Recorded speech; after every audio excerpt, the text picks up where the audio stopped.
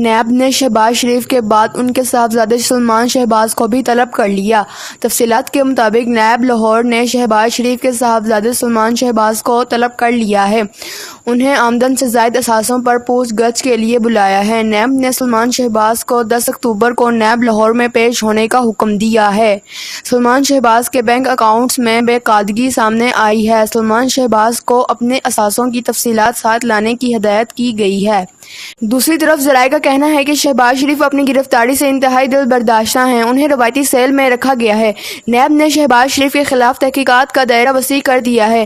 ذرائع کا کہنا ہے کہ شہباز شریف کے خلاف صاف پانی سمیت 56 کمپنیز اسکینڈل کی تحقیقات کا بھی آغاز کر دیا گیا ہے، جبکہ آمدن سے زائد اثاثہ جات کا کیس بھی کھولے جانے کی اطلاعات ہیں۔ خیال رہے کہ نیب نے اس سے قبل ان کے والد شہباز شریف کو بھی گرفتار کر لیا ہے۔ نیب اشیانہ اقبال ہاؤسنگ اسکیم، صاف پانی کیس اور اربوں روپے کے گھپلوں کی تحقیقات کر رہا ہے، جس میں سابق وزیر اعلیٰ پنجاب شہباز شریف سمیت دیگر نامزد ہیں۔